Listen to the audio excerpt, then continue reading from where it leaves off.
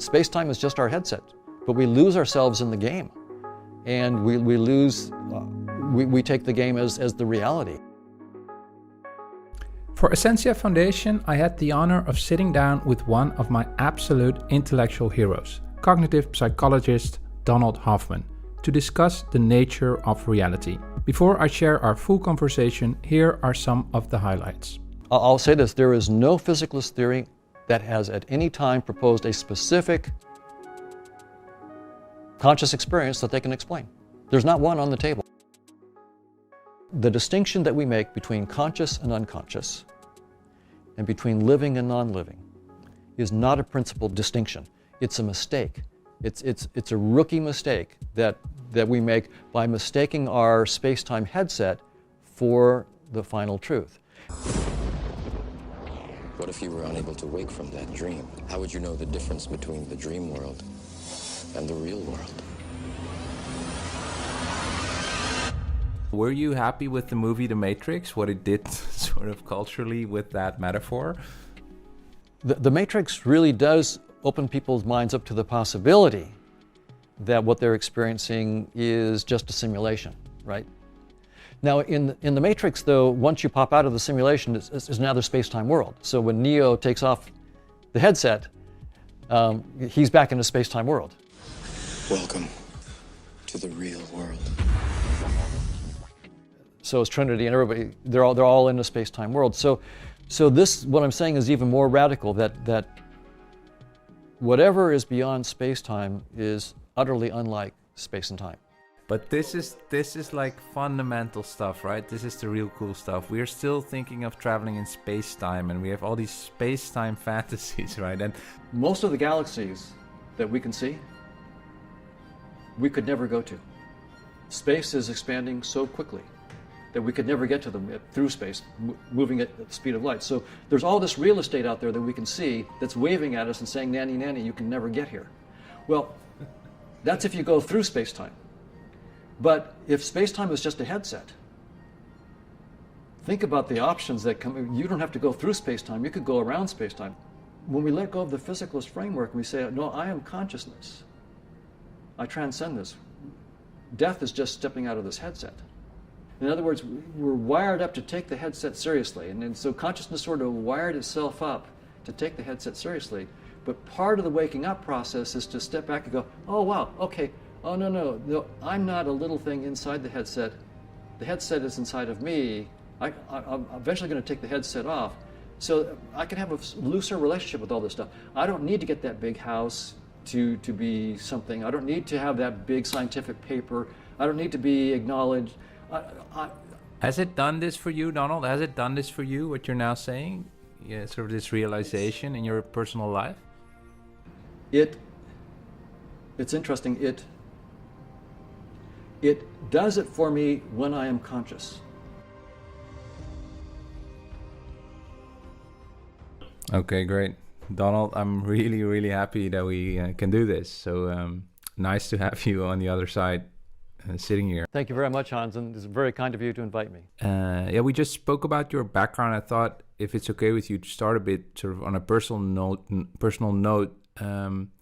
could you tell a little bit about your background and your upbringing? Well, I was born in an Army hospital in San Antonio, Texas. My dad was a GI. He was just trying to find himself, so he went into the Army, newlywed, and I was born 9 months later. So they were both just like 21 and trying to figure things out, and they were having a hard time making ends meet. They didn't have enough money to eat at the end of the month, so it was quite something. But 6 months after I was born, they moved to California. So I basically was raised in Southern California all of my life. And he was an engineer, and my mom was she had a bachelor's in biology, and she ended up doing some computer programming when I was about 10 years old. She was one of the early programmers and sort of got me interested in computers. My dad was an engineer. He had a master's in chemistry and worked at various high-tech companies that were at the early stages of building like storage devices for computers and so forth. And then he became a Christian when I was 10 or 11 years old, and that changed things quite a bit. My parents both jumped into it pretty heavily, and by the time I was in my mid to late teens, he was an associate pastor at a church, and went on for decades afterwards to be a pastor. So I was really, from about age 10 on, really raised pretty heavily in a fundamentalist Christian Protestant kind of background. So it was pretty intense, and of course, well, in my case, I was the oldest. I didn't rebel. I went along. It took me a long time to get a perspective, to be able to step back and start to get a perspective on it. My younger brother rebelled earlier, and my sister has never rebelled to this day. And did you ever personally believe, did you have the faith as well as a teenager? Well, yeah, I believed in God, and you know, my thoughts about that have changed over the years, what that word actually means, but there is a sense in which I still think that consciousness is fundamental. And you know, the grandfather in the chair with a long white beard is not what I think of when I think of consciousness. So you know, it had a big influence on me, both positive and negative. I mean, it really made me think about things beyond space and time, but I think it made me think about them in not very functional ways. And so I had to step back and really sort out what were, I mean, there are beautiful things. When Jesus says, love your neighbor as yourself, there's many beautiful things, but it's a mixed bag. And so we each have to sort out that mixed bag and take what is really good and try to be kind to everybody in the process.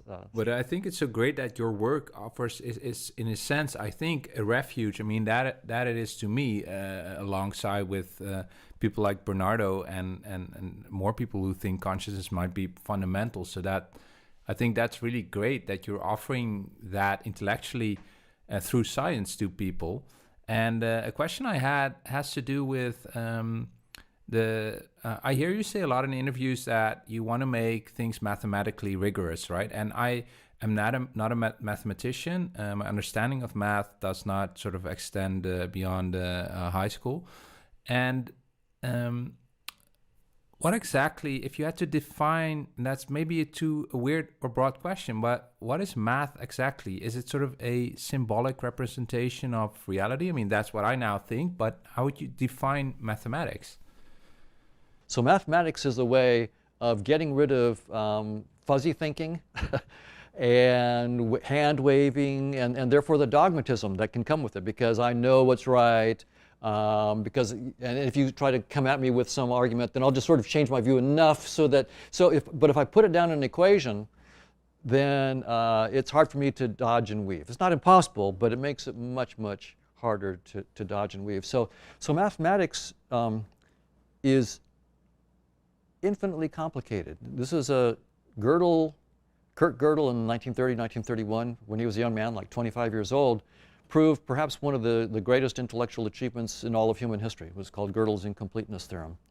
And without going into the details, it entails that there's no end to the exploration of mathematical structure. In some sense, it seems to me that it entails that you can't be omniscient about mathematics, because it just really, well, put it this way, the kind of omniscience involved would be stunning omniscience. It's beyond my conception of the kind of omniscience that would be needed to have a full comprehension of the math. Certainly any finite formal system is, Gödel shows us, merely a scratch on the surface of this infinite depth of mathematics. And so that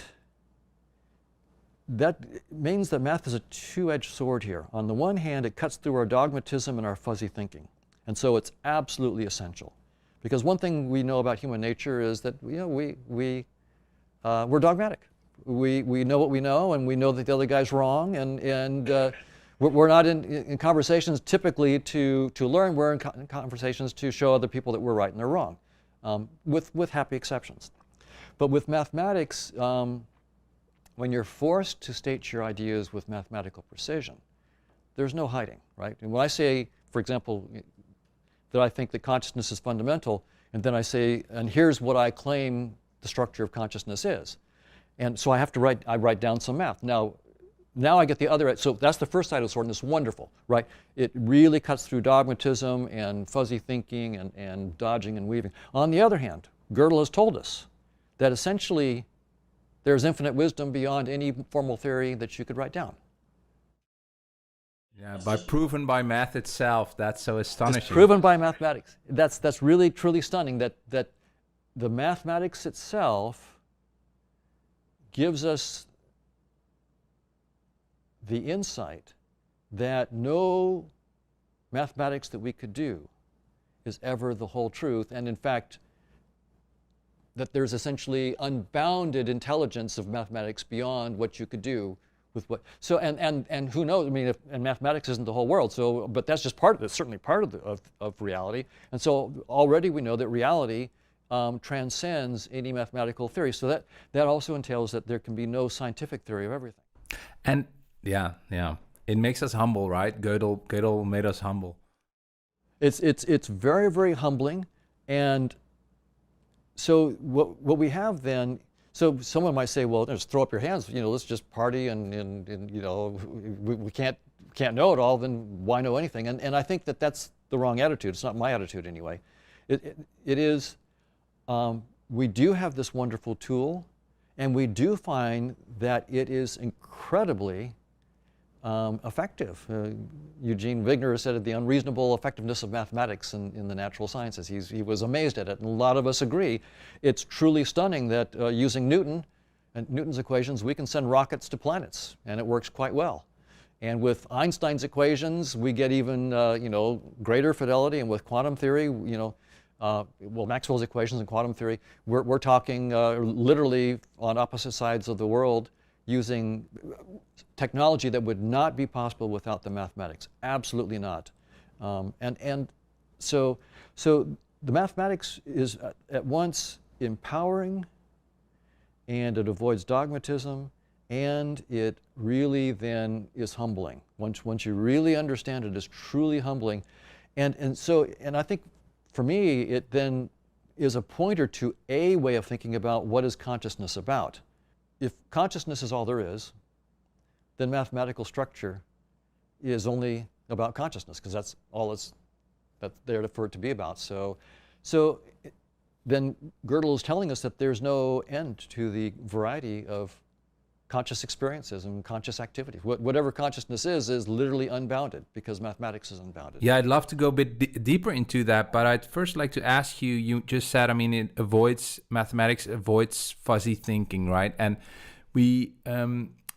I'd like to talk a bit about sort of the two paradigms, physicalism versus idealism. It's a big spectrum, of course, there's a lot in between.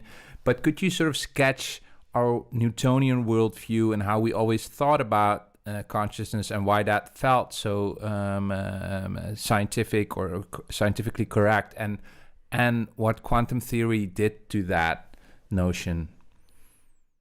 Right. So many of the early scientists, like Newton himself, were actually believers in God and Christians, and Newton apparently wrote more theology than physics. But the Newtonian world was essentially a mechanical world. You could write down these differential equations, and if you knew the starting conditions with precision, then you could predict pretty much everything that was going to happen going forward. And so it led others like George Berkeley to, who was a bishop in the Christian Church of England or something like that, to come up with his version of idealism as sort of a counter to what he viewed was the mechanism, the mechanical view of the universe that came from Newton. So he was a reaction in part against that. But eventually, idealism had a heyday in the 1800s, but in the 1900s it sort of died out. Largely died out. The success of Newton and then the success of Einstein's special and general relativity theories. And then the success of quantum mechanics. Now, with quantum mechanics, the early theorists, many of them, like Max Planck, for example,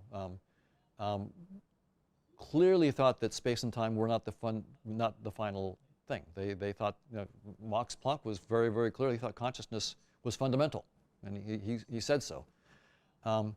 And there was a period in which many of the early thinkers in quantum theory, from like 1926, 1925 until World War II.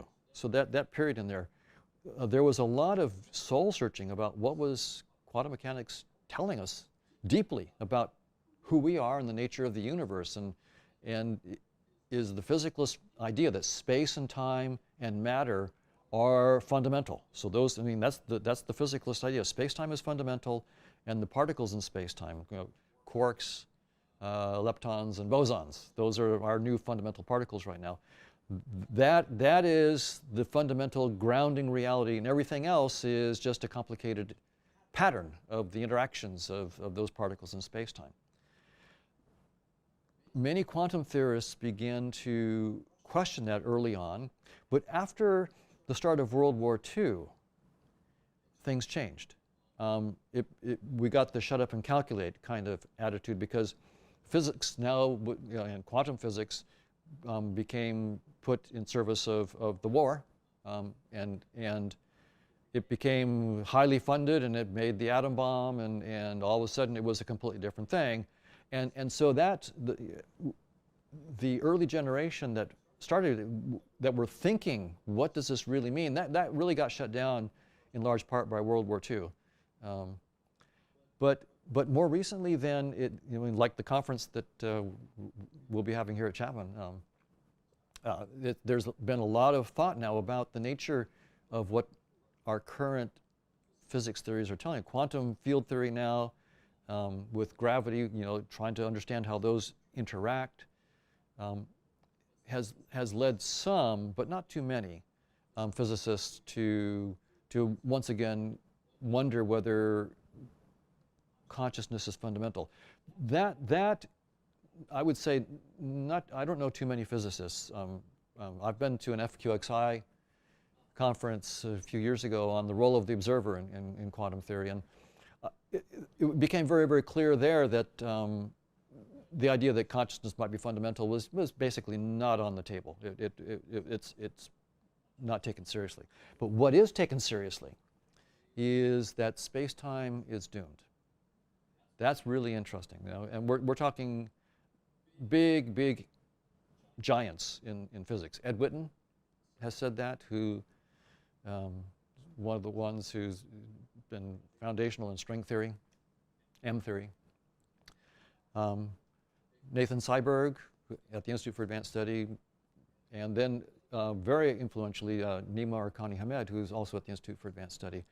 And it's become very, very clear from the actual structure of the physical laws themselves that space-time cannot be fundamental. And this is, again, where the mathematics is really powerful. Just like Gödel used the mathematics to show that mathematics, at least any finite axiomatization of mathematics, can't be the whole thing. So the physicists are using the theory of space-time to show that space-time can't be the whole thing. And that is the beauty of the mathematics. It tells you where the theories stop. This is where space-time is great. It's a wonderful framework for a while. And here is where it stops. It stops at about 10 to the minus 33 centimeters and 10 to the minus 43 seconds. It ceases to have any operational meaning. And what happens, but you're referring to the Planck scale, right? The smallest scale that we have in physics. What exactly happens at that scale that makes you say space-time is doomed? So, of course, I'm not a physicist, so I'm telling you what the physicists say. But what the physicists will tell you is that the way that you probe smaller and smaller regions of space, in other words, to have a better and better microscope to look at smaller and smaller details, you need to have wavelengths of light that are getting finer and finer, because you have to have fine wavelengths of light to resolve fine detail in what you're looking at. Well, that's fine. It requires more energy. from quantum theory, we understand that the energy is proportional to the frequency, E equals h nu. So as the frequency goes up, you need more energy. So that's fine. Unless there's gravity, and that's the problem. So if it was just quantum mechanics, you could, in principle, go as far as you wanted, as much energy as you wanted. But the problem is with gravity and Einstein, energy and mass are equivalent. So as you put more and more energy into a smaller and smaller region of space, you're essentially putting more mass into a small region of space, and then, unfortunately, you, at some point, at around 10 to the minus 33 centimeters, you just start creating black holes. And so the very thing that you're trying to study no longer exists.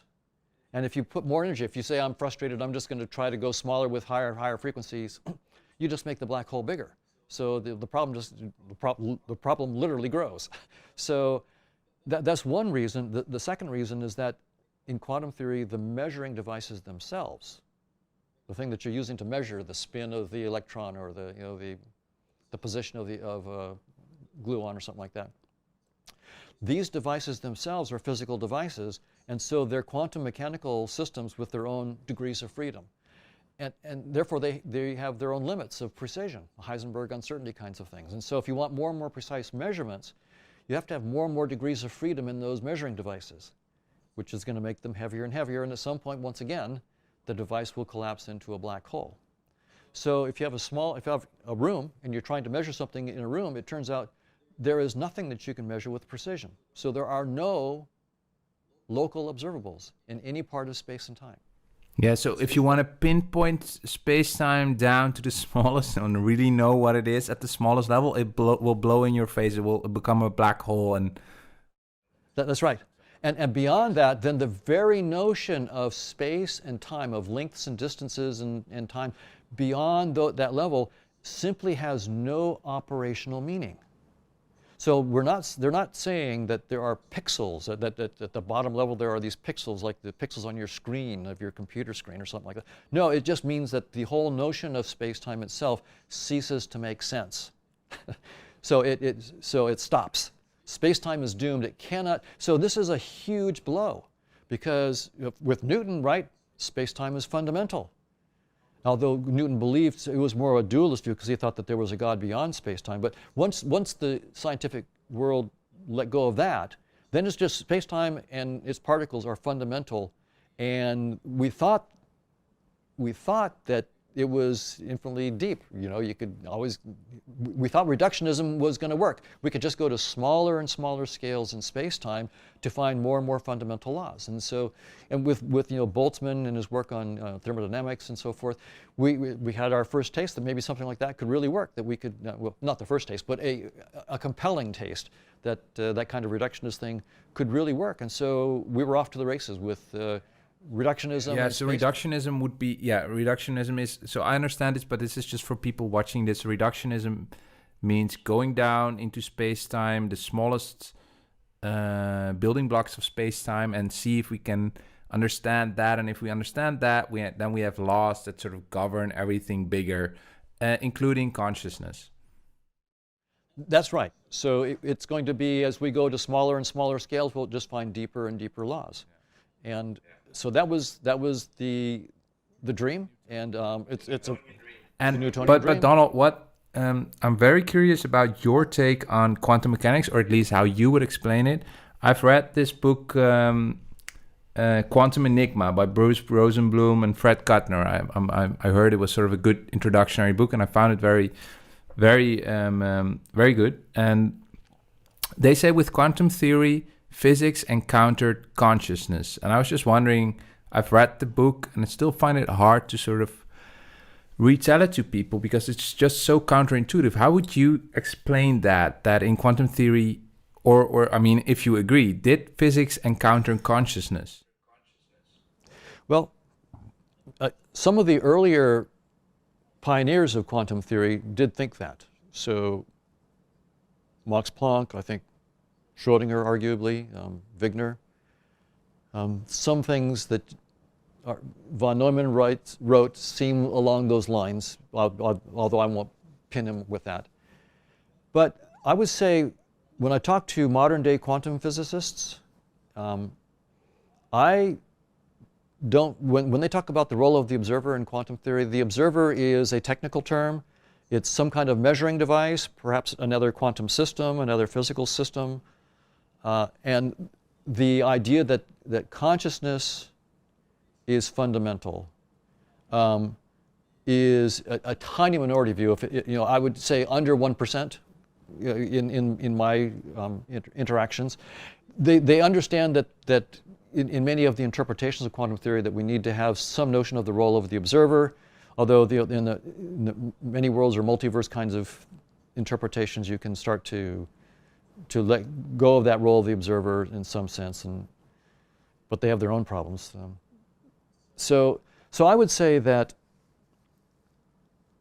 for those who want to ignore consciousness and still be quantum theorists, they can do that. and many brilliant physicists are doing just that. Even the ones who take the notion of agency as really important in quantum theory, that somehow the wave function is not a state of the external world independent of the agent, but is actually a statement of the degrees of belief of the agent about the outcomes that they will experience if they do certain experiments, certain measurements.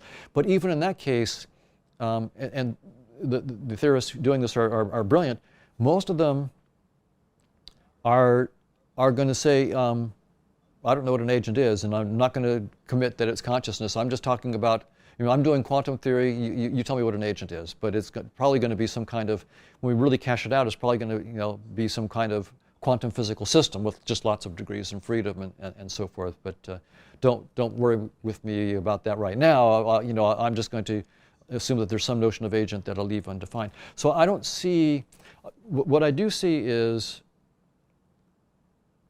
brilliant researchers like Nima Arkani-Hamed and Juan Maldacena making bold moves beyond space-time. They're saying there is, space-time is doomed.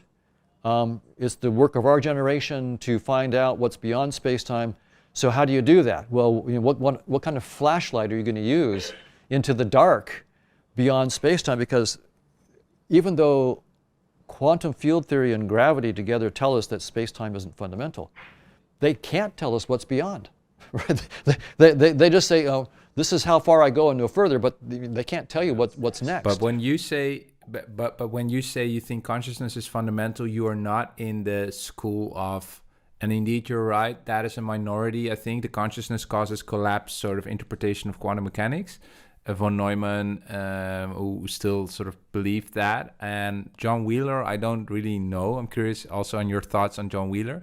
But so you are not thinking that consciousness somehow collapses a world in superposition into a classical world?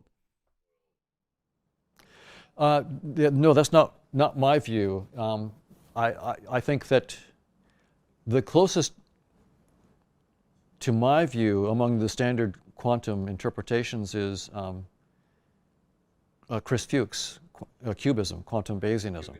Right. So and I think it's a brilliant interpretation where Chris Fuchs says, look, the wave function is not some objective thing out in space and time. It's in the mind of the agent. It's the degrees of belief of the agent, and he's very consistent in pointing out that when you're thinking about probabilities, you can either be an objective probabilist or a Bayesian subjectivist. And he gives good reasons to think that, just on probability alone, you should be thinking about a subjectivist interpretation of probability. And then once you adopt that, then, well, the quantum wave function is really how probabilities of interpretation. Just for people who've now totally lost it, when we talk about objective probabilities, then you believe there is an actual world out there and you just don't know it, right? And then you have to deal with these probabilities and that give you sort of a way to predict what's going to happen, right?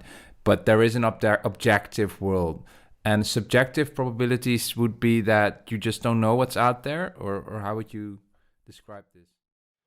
Well, you could be a realist about the external world and be a subjectivist about the probabilities. So you could so the objectivism and subjectivism about probability is about what do we mean when we say the probability of tails is half? Well, does it mean that if I flip the coin 1,000 times, you'll get exactly 500 heads and 500 tails? That's a sort of a frequentist kind of view that what probability means is what frequency, if you do lots of observations, will you end up with? And the subjectivist says, well, no, it's not about objective frequencies that are measured. It's more about your degrees of belief about what you expect to have happen. And so you could have prior probabilities. I expect the sun to rise tomorrow at whatever time, 5:30 in the morning, because it's been doing so for thousands of years. And so I have this prior. I mean, it's not, I would say it's 0.9999999, a lot of nines that the sun is going to rise tomorrow, but there is a tiny chance. And that's a subjective degree of belief. And so now if you have this idea that what we're dealing with in quantum theory, and when we're talking about the wave functions of various, like 2 gluons hitting each other and 4 gluons spraying out, like in the Large Hadron Collider, and you're asking what are the probabilities of these various events, and you write down these scattering amplitudes, these amplitudes for it. I think the cubist would say that is merely me as a theorist, as a good Bayesian, putting down what I expect to have happen, what I expect to see. Whereas an objectivist would say, no, it's really a statement about something true and about the objective world, and you can measure that truth with frequencies, by lots of observations. And so my view then is more like Chris Fuchs in the subjectivist view, but in which case then I don't need to have all these worlds out there. I'm positing, well, okay, maybe the coin comes heads or maybe it comes up tails. I don't need to have a world branching out there. I'm just wondering about the difference. So I don't need to have all this metaphysical excess of, well, there's a whole universe in which the thing came up heads and another one in which it came up tails. It's a metaphysically high price to pay for being, But it's so, what I find so funny about this, because I now understand this after a year of sort of getting my head around it, is that I now understand that your position makes less metaphysical claims, because people on the street will think you're making a crazy metaphysical claim that consciousness is primary, and they say, of course there's a world out there, and they'll maybe have read something about the many worlds interpretation, that there's parallel universes, and that they think is sort of not a metaphysical claim. So where's this, how did we end up in this sort of misunderstanding of what metaphysics, what is sort of a heavy metaphysical claim and a light one?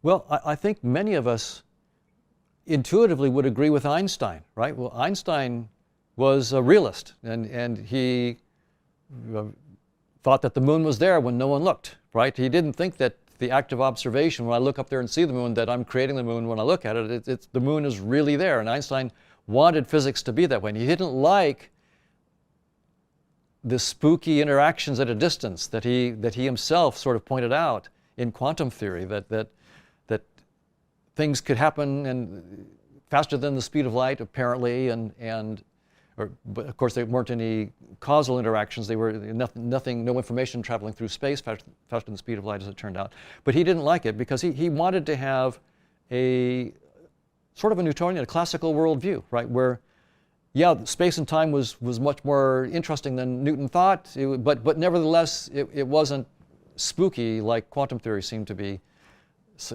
indicating. And so I think most of us intuitively would agree with Einstein, and he's not bad company.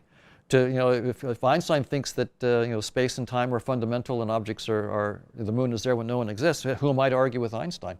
So I think a lot of us intuitively think that, and I think I know why. The developmental psychologists have told us why. So Piaget said that children, he thought by the time they're about 18 months of age, get what he calls object permanence. That is, we're programmed genetically at a certain point in our lives to just believe that, I mean, up to a point, when mommy has the doll and it's where I can play with it, the doll exists while I'm playing with it. But as soon as mommy takes the doll and puts it behind the pillow and I don't see it, it's gone. It doesn't exist. Until you're around 18 months of age, according to Piaget. Later work showed us maybe 3 or 4 months of age, much earlier than you thought, where you get what's called object permanence, which is the pre-programmed belief that that object really exists even when you don't perceive it. So you start to become a metaphysical realist, not because you're argued into it, because you're programmed to believe it. So the reason why it's so hard for us to let go of the idea that the moon doesn't exist except when you look and create it, right? To let go of the idea that things really are there, right? We want the dolly to be there. We want the moon to be there. Is because we believed that before we were rational. It's the water we swim in intellectually. And so it's really hard for us to even see that, to question it. It's when I remember giving a talk to my own department, cognitive science department, where I was explaining my argument from evolution, why we are creating everything that we see on the fly. So I have an argument, so the physicists have an argument that space-time isn't fundamental and therefore, somehow the act of observation must be creating because it's not space-time, whatever is there. I have an argument from evolution by natural selection to the same. So I gave it to my department a few years ago, and the argument was pretty clear. So they were nodding their heads and, oh yeah, and I realized that they followed the argument, but they didn't know what it really meant. So I said, look, this means that neurons don't exist when they're not perceived. Neurons cause none of our behavior. And then look of horror throughout all my colleagues who used to think that I, was a reasonable and possibly intelligent guy. All of a sudden, like looks of horror. What is this guy saying? So it's not. It's a deep emotional thing. It's just like being told that someone that you thought you knew really well all your life has been in a suit and they're really a Komodo dragon, and you didn't know it. It's just that appalling an idea that And how has this all been for you personally? I mean, because this is all intellectual and mathematics. But at night when Donald goes to bed and you ponder about this, how does that sort of what's the impact? What has the impact been on you personally? Well, I know firsthand how difficult it is to let go of the object permanence. I see it. That is my default mode. So even though I've been working on this mathematics and publishing papers for decades on this kind of topic, when I'm not paying attention, I'm a realist. The moon. I mean, I just automatically fall to that point of view. So it's the way I think about it is like if you've ever played a virtual reality game that's highly immersive, right? You put on a headset and bodysuit, and you know when you first get in, hey, look, this beautiful world that I'm involved in, maybe it's Grand Theft Auto or whatever it might be, some VR version of that. So you're immersed, you're seeing all this stuff, and when you first go in, you have this sense of detachment. Here I am, outside of the game with just this headset on. But once you get into it, you're in the game, and your emotions get tied up in it, and you lose yourself in the game. And so effectively, that's what I'm saying is happening here. Space-time is just our headset, but we lose ourselves in the game, and we take the game as the reality. And what science has done, what physics has done, is study space-time very, very well. It studied our headset, and they studied the headset so well that they discovered it's just a headset. And that's the power of the scientific method, right? We studied space-time because we thought it was a fundamental reality. We were lost in the game. But because we didn't just wave our hands and get dogmatic about it, we actually, we wrote down equations. And then Einstein wrote down, Einstein was the one that really blew this thing open with general relativity, because he had the notion, like in 1907, that if I was in an elevator standing on a scale to weigh myself, and all of a sudden the cord broke and the elevator started in free fall, how much would I weigh on that scale? And Einstein realized I wouldn't weigh anything. That was, he said, like the happiest thought of his life.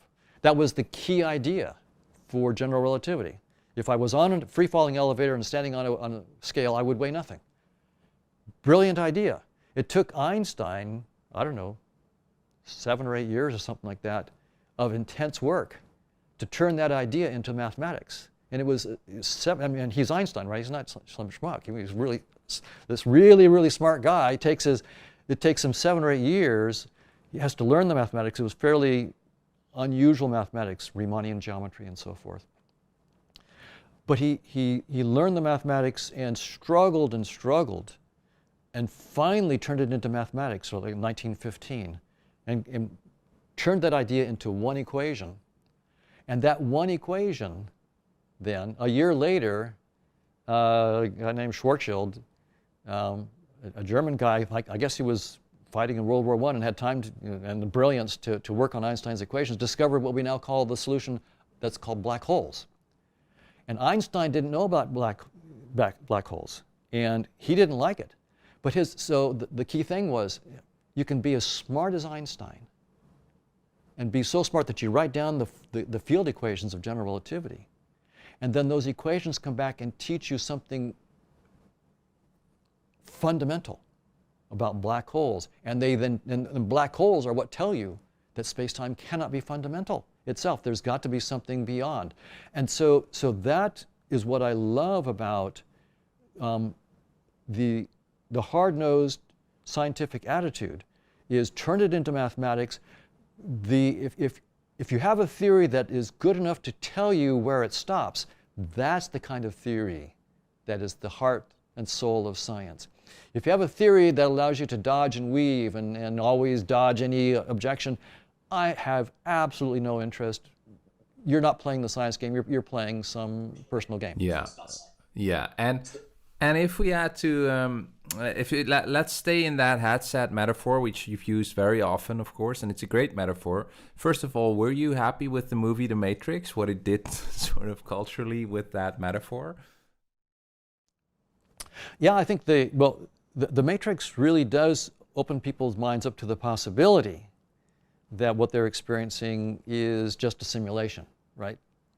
Now, in the Matrix, though, once you pop out of the simulation, it's another space-time world. So when Neo takes off the headset, he's back in a space-time world, right? And so is Trinity and everybody. They're all in a space-time world. So this, what I'm saying, is even more radical. That whatever is beyond space-time is utterly unlike space and time. It's utterly outside of space and time, and that's really hard to think outside of the space-time box. When I talk about conscious agents, people go, where are they? I mean, well, they're not in space and time, where are they? And you have to turn things around. Space and time is inside the minds of the conscious agents. It's just like someone inside the virtual reality game of Grand Theft Auto. You know, if the players inside could say, you think you're not really riding a red Mustang, and you don't think that green Ferrari really exists? Where are you? Well, I'm outside of the game. This game is just a headset. But if you're not on the game, where could you possibly be? Where else is there besides the game? And that's the same situation we have with space-time. We can't think about being outside of that game. But that's what our mathematics is telling us. You've got to think outside of that box. And the best physicists are, the best. The physicists that I'm really interested in, like Nima Arkani-Hamed and Juan Maldaceta and others, Benincasa, these guys are taking the bold step of moving beyond space-time, and they are finding beautiful structures beyond space-time that are really, they don't know what they're about, but they're there. Yeah. I mean, I think what people find so hard, and also me myself, at first I was more sort of attracted to this idea of our brains being a receiver to a larger consciousness, right? That you see sort of the radio, what's that interpretation called? I think it's Aldous Huxley who sort of popularized the idea. And but you also say that your brain itself is just a sort of, and your whole body itself is a projection in space-time. Now, it's not real. It has no causal a role to play for consciousness at all. That's right. So right now I don't have a brain. I have no neurons. If you looked inside my skull, you would find neurons and brains, but that's because you would create them as you looked. The act of observation is creating what you see. So the brain isn't a receiver for consciousness because the brain doesn't even exist. The brain itself is just a symbol inside of consciousness that consciousness makes now and then deletes. So it's just like if you're playing a virtual reality game, like the Grand Theft Auto, and you have your headset on, and if I look over to the right, and I'll see a green Mustang. Well, there is no green Mustang, right? What I'm really interacting with in this metaphor is some supercomputer somewhere. And it's got all this megabytes of software and diodes and resistors and voltages and magnetic fields. I don't know anything about that. I don't have to know, but that's the reality, quote unquote, in this metaphor. There's no green Mustangs inside that computer anywhere. There's nothing green inside that computer that looks like a Mustang. So I'm creating the Mustang when I look, and I'm deleting it when I look over here. Now I see a white Porsche. Well, now I've deleted the green Mustang, and I'm creating the white Porsche. So we create this stuff on the fly. But someone else might be looking at that green Mustang, right? For that person, it will still exist. So, but the it will be a different green Mustang than the one I saw, right? Because I create my own Mustang in my head, and they create their green Mustang in their head. And we think that we're seeing the same Mustang because we agree. Is there a Mustang to my right? Oh yeah, there's a Mustang to your right. And so we think that we're seeing exactly the same. And that's that baby principle, the object permanence you mentioned, right? That my child learns that. And but the hard part also is that people find difficult to understand is that if, for instance, I take alcohol or psychedelics, which is something in space-time, that definitely has a causal effect on my consciousness, right? Right. So it's absolutely the case that space and time are an interface that allow us to do things that can affect consciousness. So for example, right now, you are affecting my consciousness, and you're doing it through space and time. You're doing it through an interface. So we know that even with the idea that consciousness is fundamental, that one consciousness can affect another consciousness through the intermediary of space and time. And in fact, that's what space and time are. They are this interface. It's an interface that some conscious agents use to interact with other conscious agents. So it's no surprise that actions that we take using that interface could affect our consciousness. That's what the interface is for. Now, but the reason why people have a hard time understanding this is because we make another mistake. Because we mistake our interface for reality, we also make a fundamental mistake that things that look simple to us are therefore necessarily simple in and of themselves. And things that look dead to us are necessarily dead. So for example, if I look in the mirror, I see my face. I presume when I look at your face, you're conscious. And so faces point to conscious objects. Well, I look at my cat, it's surely alive and it's probably conscious. And an ant, certainly alive, people might begin to wonder about consciousness. When I get down to a microbe, alive, probably not conscious. And when you get down to virus, now we even debate about whether it's alive. When we get down to particles, absolutely not alive. And only if you're a panpsychist you might say that they have some consciousness associated with them. But a physicalist would say no consciousness. That whole way of looking at things is fundamentally flawed. It's mistaking a limit of our interface for an insight into the nature of reality. An interface necessarily has to simplify things. That's what an interface is there for. It's to hide most of the reality, and the part of reality that it shows you, it's dumbing it down. Well, so with certain symbols, like human bodies and human faces, we get perhaps the most insight into other consciousnesses. With other symbols like cat and dog and mouse, we get less insight. And with other symbols, we get almost no insight. Well, that doesn't mean that I'm not interacting with consciousness. It just means that my interface gave up. Well, no surprise, that's what interfaces do. They give up at some point. But it's a rookie mistake to take the pixels of my desktop interface as the fundamental elements of reality. And so right now I'm looking at a bunch of pixels, which is, Hans's face. So those pixels are conscious. But if I go smaller and smaller, the pixels that correspond to the door behind you or whatever, those aren't well, that's that's the wrong way to think about the pixels. Those are just pixels. They're a portal through which I'm actually interacting with something on the other side. So we've mistaken our interface for the reality. So the distinction that we make between conscious and unconscious, and between living and non-living, is not a principal distinction. It's a mistake. It's a rookie mistake that we make by mistaking our space-time headset for the final truth. And so as a result, now to get back to your question, when we start to do things like take drugs or get hit on the head, and we have changes in consciousness, well, first, there's no surprise that the interface allows you to change consciousness. That's what it's for. It's what consciousness is used to interact and affect other consciousnesses. When I have something that I call a drug, if I'm a physicalist, I'm thinking, hey, there's nothing to this but some chemicals, right? This is a chemical formula. There's no consciousness here. So here is this physical thing, a chemical, and look, it's taking down your consciousness. So that shows that physicalism is true. Physicalism, your brain is creating your consciousness, and this drug is affecting your brain, so it's changing your consciousness. But again, it's a rookie mistake. Just because something is so simple in my interface that it looks like a chemical doesn't mean I'm not interacting with consciousness. It just means that I'm getting very, very little insight from my interface into the consciousness that I'm interacting with. So I'm always dealing with, behind the screen of my interface, I'm always dealing with consciousness. Just like in Grand Theft Auto. Behind the screen, I'm dealing first with a supercomputer, but then with all the other people around the world that have their headsets and bodysuits on. I'm affecting them. I'm talking with them through that interface. And so it's no surprise that the interface is giving me no insight into the consciousness that I'm interacting with. But what is the glory of science is it has the tools to tell us a headset is just a headset. And that's what the math is telling us. When they say space-time is doomed, basically physics has learned the headset is just a headset.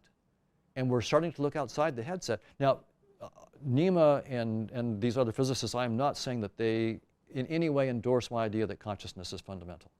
So I would bet that they don't.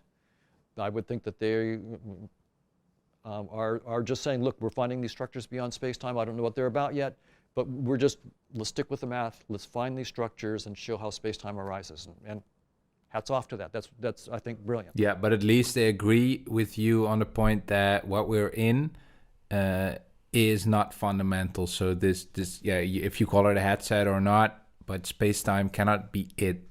And there you agree. And absolutely. And what makes when they say space-time is doomed? I've heard you explain this a lot of times, but I'd like to hear it now from you again, and maybe in different words today. But what makes you take the leap then to say if space-time is not fundamental, consciousness must be? There's a couple reasons. Maybe the biggest one is the poverty of my imagination. What else would I do? It's sort of like, if I'm interested in consciousness. I'm interested in my emotions, my sensory experiences, the sense that I have of being, even when I'm not really perceiving or thinking. I'm still, when you're at night with your eyes closed and you're not seeing anything or perceiving anything, you're still, there's this sense of I am, the sense of being there. And it's perfectly plausible if space-time is fundamental and physicalism is true and reductionism is true, to take all of that stuff that I just said, my conscious experience and so forth, as, well, that's not real. And I'm just a brain, I'm just a body, and this is perhaps, some weird effective matter when it gets complicated enough. But when space-time isn't fundamental, and I realize that particles are not fundamental, and reductionism, as Nima Arkani Hamed has said, reductionism is dead. Reductionism is completely dead. It doesn't work. So many physicalists, many of my colleagues in cognitive neuroscience, and some of them will be here at this workshop. So they're cognitive neuroscientists. I would say almost to a person, every one of them is a physicalist.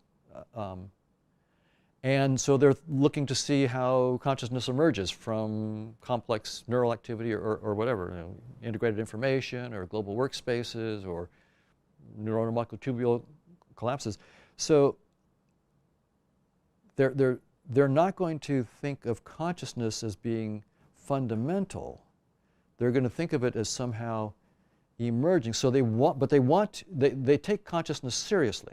So so most of my physicalist colleagues, not all, but most take consciousness seriously. They say it's not something to just be dismissed. It's not an illusion. You know, Dan Dennett and Keith Frankish will say it's an illusion. It's just flat out an illusion. You know, we've been misled.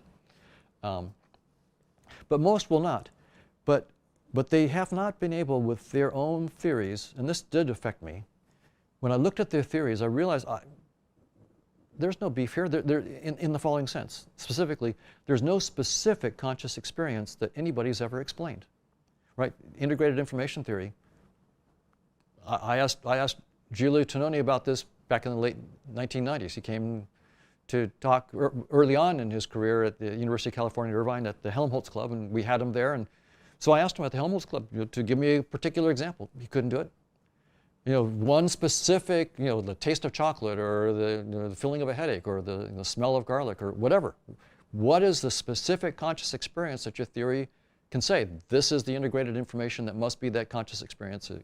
It must be the taste of chocolate. It couldn't be the yeah, and we're talking here about the code. Let's call it the algorithm, or show me the code, the exact code that must be the taste of chocolate or garlic, smell of garlic. Exactly right. Because there, in some sense, you can think about what they're doing is proposing these circuits, right? The circuits have certain kind of integrated information. So okay, great. Sounds very, very rigorous. Give me the circuit for one conscious, just one. I just want a circuit that you say must be one specific conscious experience. It must be, you know, the taste of vanilla, and it could not be the smell of garlic. Just give me one.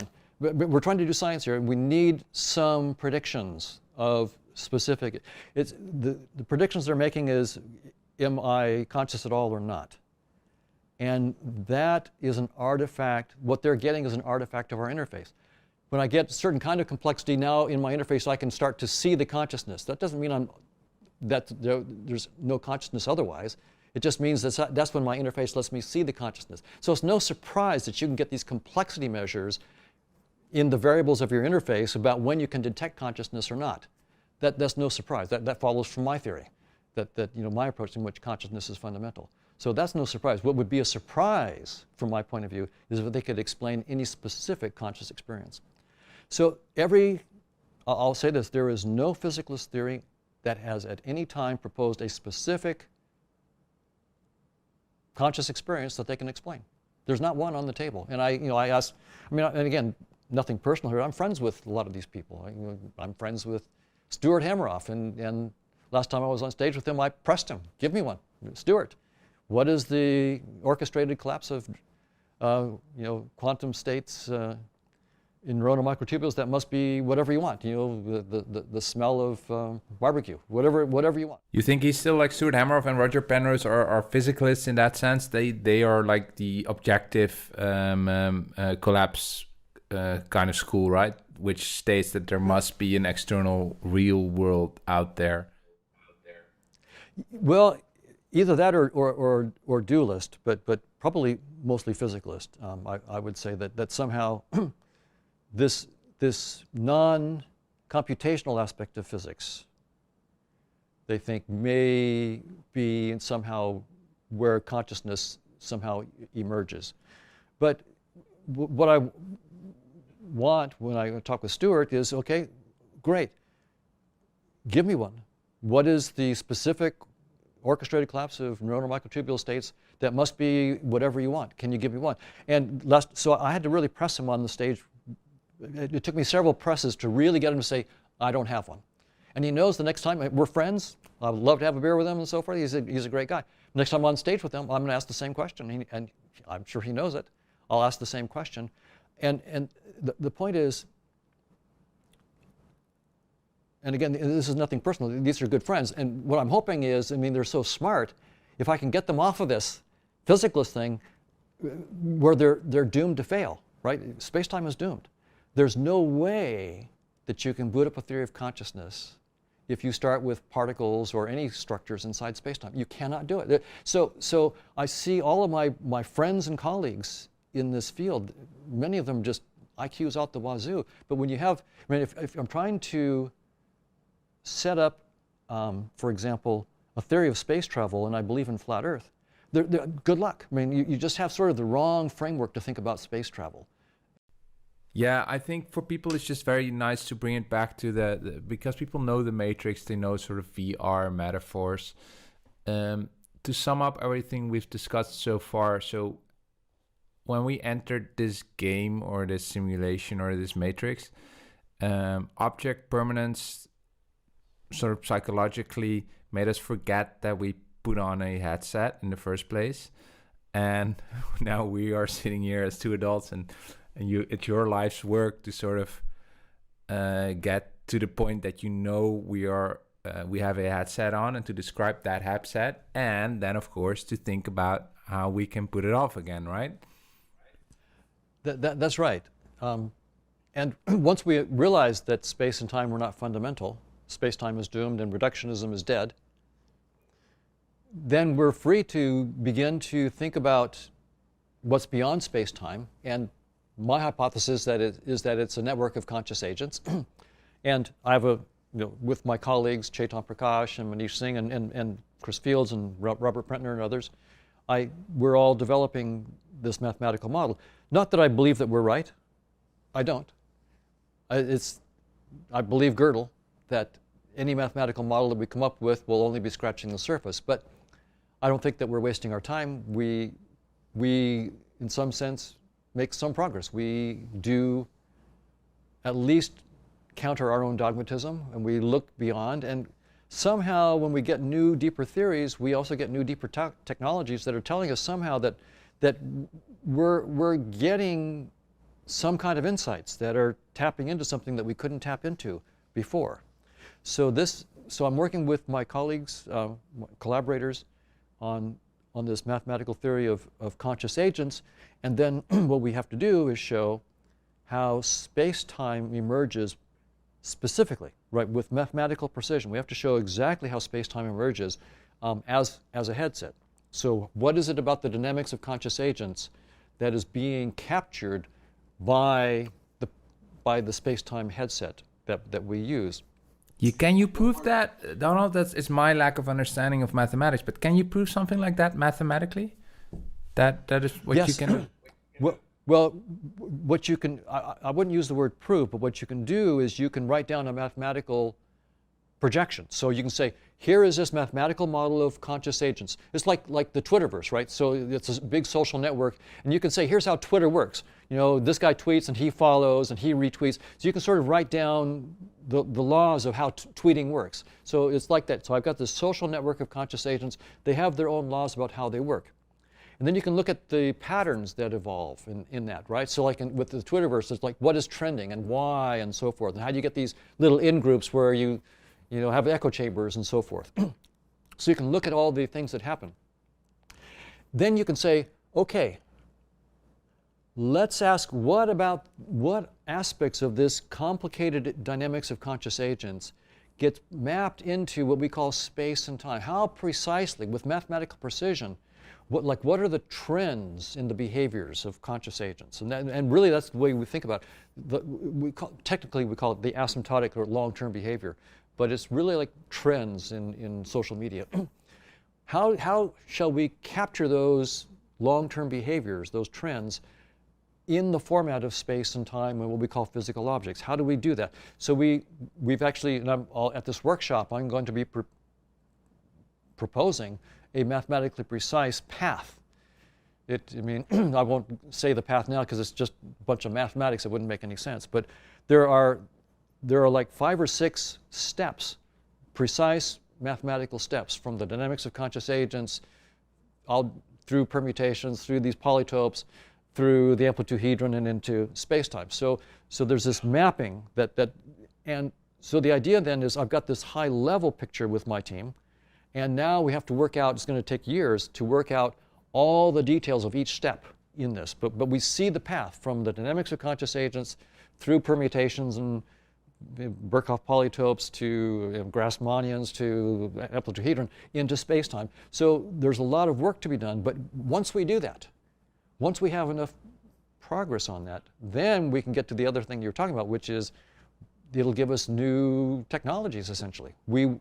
Once we know what's beyond, well, I won't say once we know what's beyond space-time. Once we have our first baby step theory, the first baby step beyond space-time that's really solid, and it'll be, conscious agents 1.0.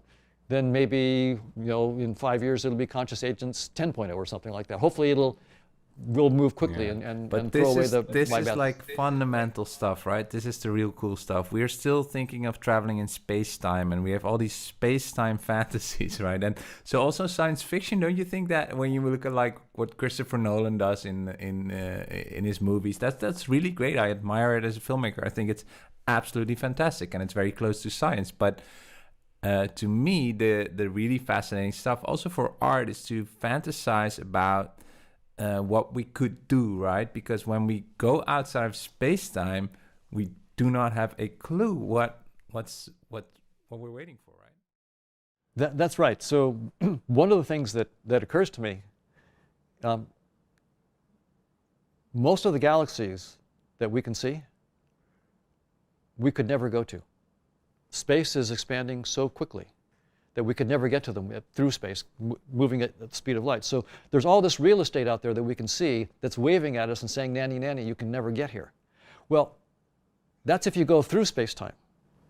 But if space-time is just a headset, think about the options that come. You don't have to go through space-time. You could go around space-time. So think about Grand Theft Auto.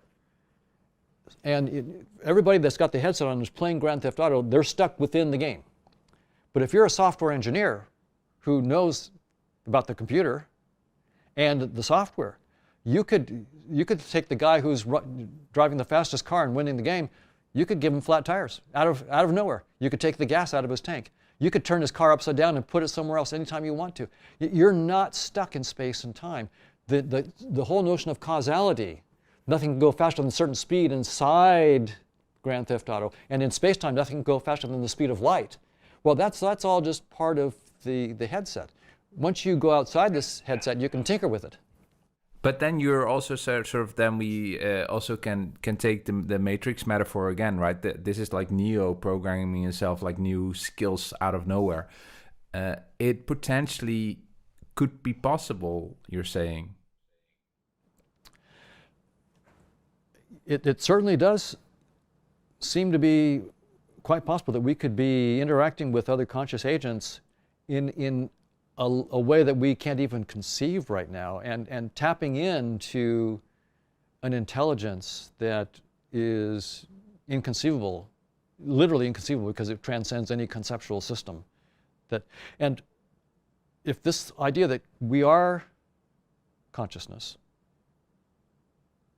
is correct, and that's what is the fundamental reality, then Gödel's incompleteness theorem tells us that, in fact, you and I already are that infinite intelligence.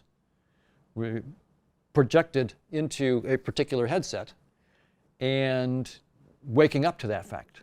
And that then, raises an interesting question, which is, what is consciousness doing and why? And what Gödel seems to be saying to us is that there's an infinite, unbounded, unstoppable realm of exploration that consciousness needs to do.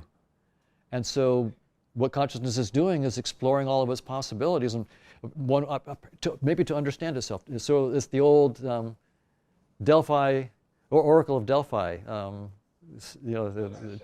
know thyself at the Temple but of Apollo. Do you think, a lot of questions here, one I'd like to, the ontology of conscious agents, what are your thoughts here? I mean, what are we talking about, those conscious agents outside of space-time?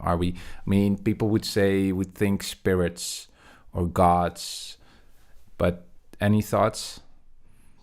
Right, so the theory that we have picks just two aspects of consciousness, because when you're trying to do a scientific theory, What you're trying to do is say, what are the minimal ingredients that I need to boot up a completely general theory? Right, and if you ask yourself the question, so what if I'm thinking about consciousness being fundamental, well, what kinds of things do I want to really understand? Well, I need to understand experiences, I need to understand free will or action, I need to understand learning, memory, problem solving, intelligence, the notion of a self, emotions. So now if I just assume all that stuff, I'm not making a scientific theory, I'm just saying, well, I'm just sort of sitting back with a beer and saying, well, that's what exists. But if I'm trying to do a scientific theory, what I have to do is, to play that game, is I have to say, okay, out of all that stuff I was talking about and more that consciousness has to be dealing with, what are the two things or the one thing that I need to really turn into mathematics and say this is the foundation, and then boot up everything else? That's what science is about. So what we've picked is there are conscious experiences, like the taste of chocolate. And those conscious experiences can influence other conscious experiences. Those are the assumptions. That's it. There are experiences, and experiences probabilistically influence other experiences. That's the minimal. So notice there's no notion of memory, problem solving, self. None of that stuff is there. So we have to build all that stuff from the raw materials of just conscious experiences affecting other conscious experiences. And that's what we're really up to, is a mathematical model of that. Now you could say, look, you picked the wrong starting point. And that's fine. That's the kind of critique that I would welcome. I'd say, okay, pick some other starting point, make your own networks of whatever you want to call them, but then you'll be having to explain other things. And that's perfectly fine. So I picked what I thought I couldn't get away with. And one reason why you want as few things as possible that you're assuming it to begin with is because the things you assume are your miracles, right? The scientific theory has its assumptions. Every theory has an assumption. Those assumptions are the things you're saying, if you grant me these assumptions, then I can explain all this other good stuff. But I'm not explaining these assumptions, and that's what I mean when I say that they're miracles for that theory. They're the things that you just say, please let me have this, and then I'll explain all this other stuff. So you want to have your miracles as few as possible. Now, of course, I've helped myself to a big miracle, conscious experiences. Yeah, There's which is, a I wide think, variety of conscious it's very natural to say. It's only the last couple of 100 years that we find that a weird assumption to make, but actually it's the only thing we have, right? That this is Descartes. But then we forgot about that, and we got so immersed in the what we assume to be the real world that we forgot about that primacy of consciousness. That's what dawned to me. I mean, we were looking inside conscious. We're doing the Large Hadron Collider. We do that in consciousness. We let these particles accelerate and burst into each other. That it's within consciousness, everything, right? That's so. That's exactly right. So when you start to look at it, you realize, well, no, this has just been a headset all along. Space and time has just been a headset all along. It's really consciousness looking at other consciousnesses through this filter. And so, yeah, the experiences are fundamental. My experience of space and time is just my experience. And as soon as I close my eyes, the moon literally disappears. It's gone. Now there's something out there, not out there in the sense of out there in space, but there's something out, beyond my experiences, and it's by hypothesis other conscious agents. So I'm interacting with other conscious agents, and what I see are things like the moon, or an amoeba, or a rock. It's not that the rock is conscious. It's just like, again, like the pixels in my Grand Theft Auto headset that I see as a Porsche. Those pixels are not a Porsche. Those are just pixels. I'm making the Porsche in my consciousness, right? So, and that's the same thing. So I'm not saying that the rock is conscious. The rock is my pixelated headset. It is pointing to, when I look at Hans, right? I see a face, skin, hair, and eyes. What I'm seeing is not your consciousness. I'm seeing something that I created. In fact, that hands is now gone. And now it's there. So, but your consciousness presumably stayed there even when I wasn't paying it's an attention to it. icon that So, refers to something else. And what I'm wondering, it's also a question I had, is could it be that those conscious agents in creating space-time as a headset built in certain hacks, so to speak? We know, for instance, death is one. I mean, if I jump in front of a train, I'll die, and I'll somehow, right? We know that the headset's off then, right? Or I suppose that. And what are other ones? I mean, is meditation one? Are psychedelics one? What are your thoughts there? I think that there's an infinite variety. That the headset that we have right now is just one of literally an infinite variety. And so this might sound similar to an idea that a physicist named Max Tegmark has put out. So Max Tegmark has the idea of these multiverses, but he thinks that mathematics is fundamental, that it is the fundamental reality, not consciousness, mathematics, and not space-time, at least not our space-time. And also, I think, building on Gödel's incompleteness theorem, he points out that there's an infinite variety of mathematics out there. And so that's his level, what he calls level 4 multiverse. Every kind of mathematics that is possible is actual, and it's all out there. So it really exists. And my guess is, in a similar spirit, I don't take mathematics as fundamental. I take consciousness as fundamental. And mathematics is like the bones of the living organism of consciousness. So it's different from Max Tegmark's view. But where it's similar is, whereas Max says everything that's mathematically possible is mathematically real, and that's my multiverse, I'm saying every structure of consciousness that's mathematically possible is consciously real. And that's my consciousness multiverse with all the possible headsets that it could have. And so our little space-time one is presumably one of just many that are concretely right now inconceivable to us. But what's interesting to me about consciousness is, in this framework, why is it doing this? Why should consciousness go to all the effort of, like, this is a pretty amazing space-time universe. I mean, it's like billions of light years across. It's got trillions of stars and hundreds of billions of galaxies. And in this framework in which consciousness is fundamental, what's happened to it, consciousness put on this headset, programmed itself to get lost in it, to think of itself as a tiny little object in this vast universe, and then to slowly wake up and to recognize, as vast as amazing as this whole thing is, I transcend it. Is that what consciousness is about? It's knowing what it is by knowing what it's not. So it really immerses itself into a headset like space and time and gets lost in it and flounders in it, and really it has to like learn how to play it. Right? Don't touch the fire, you'll burn it. Right? We really have, don't step in front of the car. You learn, it's painful, and you learn, and so you're learning all how this headset works, and then you're learning about how fantastic it is, and then you wake up and realize, I'm not a little thing inside that headset. That headset is a tiny little thing inside of me. I am not that.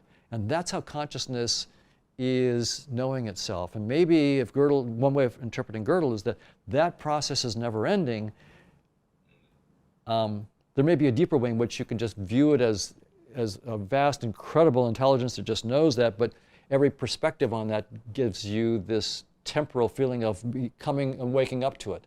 So there may be an even deeper perspective in which you could look at the whole thing as, just a vast intelligence that already knows it all, but any projection of that, you're seeing it as a process of coming to know itself. So what's interesting is, if this is anywhere close to right, then you and I and anybody any person is really part of that infinite intelligence, but wearing a headset. But we're wearing a headset that has really strict limits on it. And if I ask you, please imagine a color that you've never seen before, just one specific color that you've never seen before. Well, does anything happen? Nothing. I mean, nothing happens.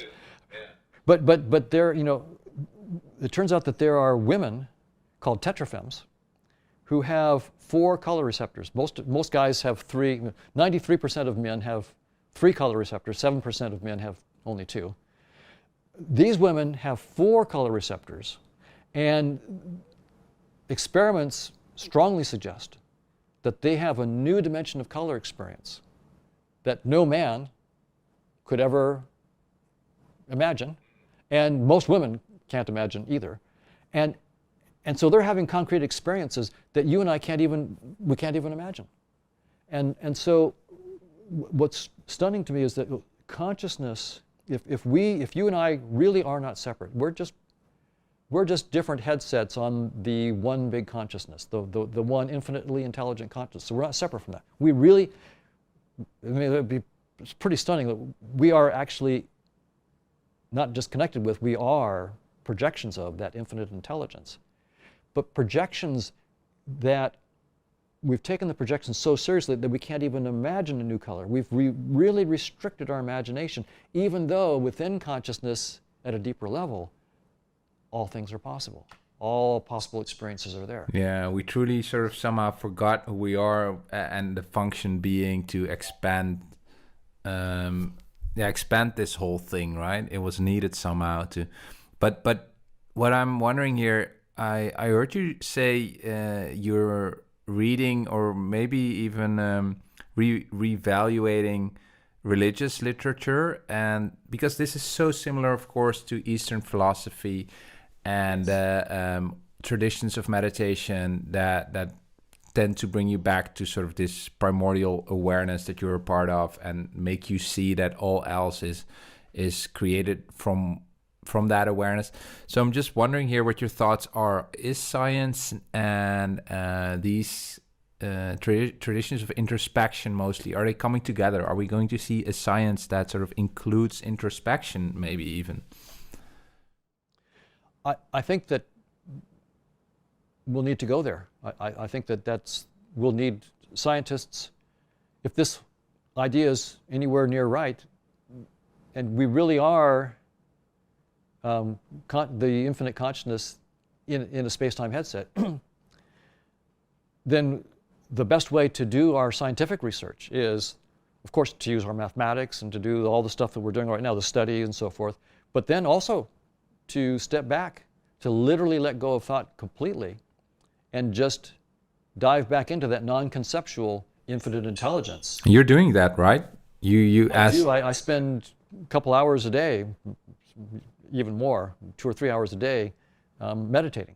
And are you then breaking outside the headset? I mean, or making a tiny crack into the headset?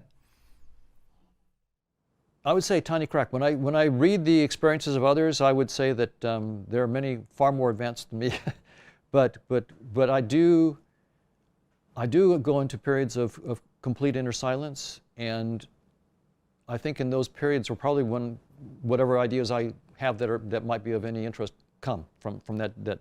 And I think that if we really cultivate that as scientists and as artists and writers and so forth, whatever endeavor we might be involved in, going into ultimate complete silence, letting go of the restrictions of our conceptual system, really puts us in touch with this infinite intelligence from which we can then take back insights that we can try to then reconceptualize and make useful in this headset. And many of the great scientists seem to talk in ways that suggest that, like Einstein would say that he wasn't really getting the ideas from just the equations. He would go and have these vague feelings and ideas and pictures or something like that, and it would take him a long time to turn the stuff into language and mathematics. But he would suggest that he was going, and I think many of the great physicists and scientists more generally,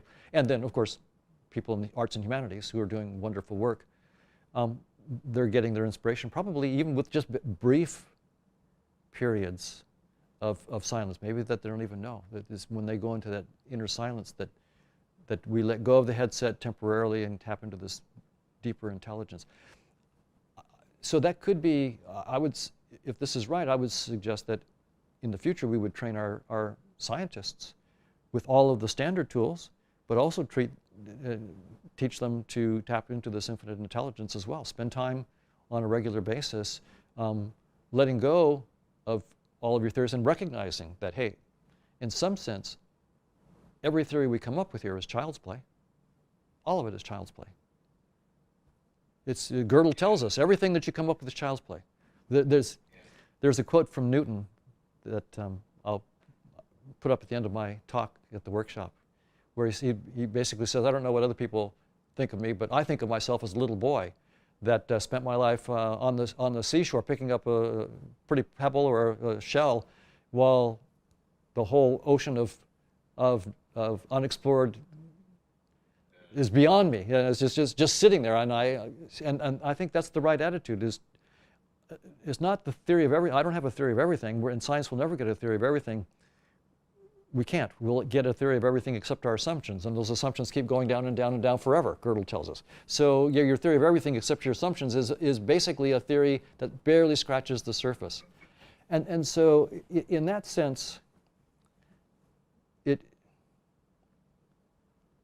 changes the whole dynamic. Right now, a lot of the dynamic is I'm this little tiny thing in this vast space and time, and I don't feel very significant, and the only way to get significance is to make my mark, so to make a new scientific theory, a new piece of art, or that piece of literature, the great American novel, finally the great American, whatever it might be. I'm trying to make myself significant or have some lasting value by something I do. But when and that puts a lot of pressure on you. You only got 60, 70, 80, maybe 90 years to do it. And and then will they really look at your painting 200 years from now? Who knows? Will they? You're really grasping at stuff to get significance for yourself. But and it's sort of a struggle, right? So I'm doing all this stuff, or I can just say, screw it, I'm going to just drink and have a good time, but I'm not significant. I just acknowledge that I'm here to have a good time. But when we let go of the physicalist framework and we say, no, I am consciousness. I transcend this. Death is just stepping out of this headset. So that puts all that I'm doing in a very different framework. So I feel the innate drive to try to be significant and to be better than the other. All that's sort of wired into us, just like object permanence is wired into. So I see that's all. In other words, we're wired up to take the headset seriously. And so consciousness sort of wired itself up to take the headset seriously. But part of the waking up process is to step back and go, oh, wow, okay, oh, no, I'm not a little thing inside the headset. The headset is inside of me. I'm eventually going to take the headset off. So I can have a looser relationship with all this stuff. I don't need to get that big house to be something. I don't need to have that big scientific paper. I don't need to be acknowledged. This is just all. Has it done this for you, Donald? Has it done this for you, what you're now saying? Yeah, sort of this realization in your personal life? It's interesting. It does it for me when I am conscious. When I let go of thought and sit there in consciousness without thought, yes. But as soon as I get back into thought, then I'm back into the old self that says, oh, that it's just, and by the way, it's automatic. It's just like, yeah, the moon is there. Yeah, I need for my own significance to solve this problem or publish this paper. So I always have to step back and look at that and go, okay, there it is. And so part of it, but that may be part of the whole waking up process, because when I step back and I go, okay, look, there it is. There, it feels bad. I feel like I'm under pressure. Why am I under pressure? This is a game. Oh, I'm taking the game. So I got lost in the game again. Okay, so here I am lost in the game. So that the periods of consciousness where you go, oh, look at that. I'm competing with so and so. I feel mad at so and so. Wait a minute. because Joe just stole my Ferrari in Grand Theft Auto. I mean, it's just a game. Who cares if Joe stole my Ferrari in Grand Theft Auto? Yeah, I absolutely love it. But it's so beautiful because this brings me back to discussions I have with Bernardo and Essentia. Of course, is that we want to communicate pure science, right? You don't want people to shift or accept an idealist worldview because they want meaning in their life, right? Like you would pick a religion because you want meaning. No, you want it because it's true, because it's more truthful than physicalism. But you do get, as a sort of bonus, a lot of extra meaning, right? Because do you think culturally and where the world's at right now, that this shift towards your view that consciousness is fundamental could also sort of bring us further and sort of make us tackle problems within the game that we are now sort of I'm talking climate, inequality, everything we see happening right now. What are your thoughts there? Yes, I think that this does lead to a perspective on social interactions and climate change and things like that. So communism, in principle, sounds like a great idea. No ownership, everybody works and shares. And if we were all wonderful consciousnesses, then that's it. That would be fine. But when we're plunged into this headset, it's competition. It's nature red and tooth and claw. And so communism doesn't work because we're all asleep. We all buy the headset. But if we wake each other up, if consciousness, so there are certain spiritual teachers, right, who are doing that, like Eckhart Tolle, for example, and many others who are doing a great job of sort of helping to wake people up and say, you're not a little thing inside space and time, you are the fundamental consciousness. The only way for us to get social institutions that work better is for the people to change. Right now, we need things like democracy and maybe even blockchain because we don't trust each other, right? So why do we have democracy? Well, if we have a monarch, we know that the monarch, it's luck of the draw. If it's Nero, you're in trouble. If it's Marcus Aurelius, you're great, but that's very unlikely you're going to get a Marcus Aurelius. So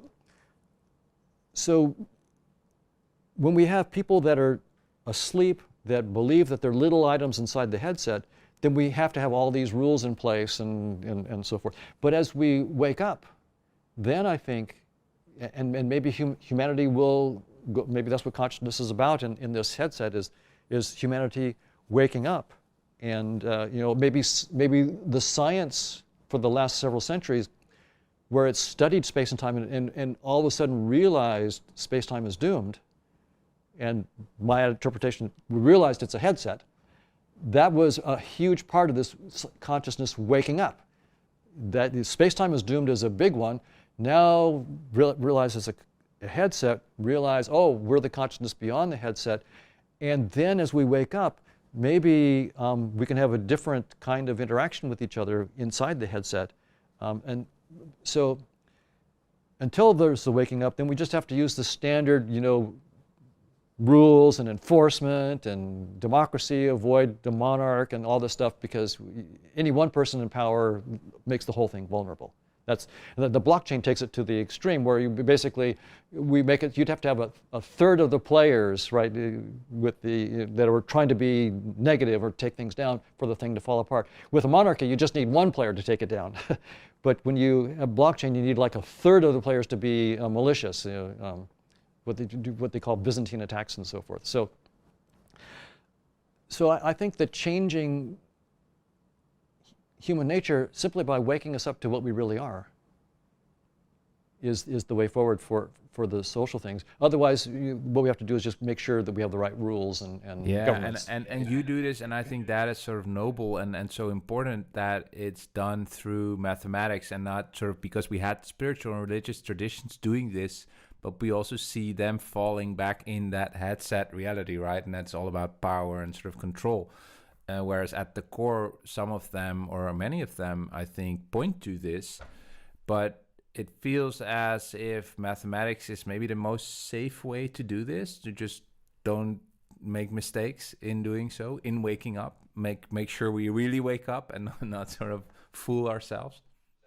I think so. I think that the mathematics is a gift, that it counteracts dogmatism, it counteracts fuzzy thinking, it counteracts being asleep in some sense. It really is a wonderful tool to wake us up. I think there's something really deep there. Mathematics and its relationship to consciousness, I feel like my insight into that is trivial. I just have a deep feeling that After decades of my understanding is working on it. trivial. But I say that math is the bones of consciousness. I mean, that's a metaphor, but I feel like, like Newton, I'm like a baby boy on the shore, and there's something really deep out there. And Donald, did you to close our interview, because we started with your upbringing, your dad being this the fundamental of minister in a fundamental Protestant church. Did you ever? Is he still alive? Your father, or? He died 5 years ago. Ah, right. Sorry to hear that. But did you ever discuss your work and theory? Did you have discussions with him about this? And what did he think about what you did, your work? I did. And I think he had mixed feelings about it. I think that he still thought the Earth is 4,000 years old, but I think that he also liked that I was saying that consciousness is fundamental, because he thought that was true. But he had a notion of God, that's sort of separate from us in some sense, and the notion that I have is more that we are all one with whatever that one consciousness is. And that may be what Christianity really means deep down when it says that we're all children of God, right? That might be what that means. So he had, I think, mixed feelings. He wanted me to pursue this because he liked that it was not physicalist. So he loved the mathematics and the science that was showing that space-time isn't fundamental. And I learned not to argue with him about evolution by natural selection and the age of the Earth, because within the interface, saying it's, when you take on the framework of the interface, it's just wrong to say it's 4,000 years old, right? It's just wrong. Now, if you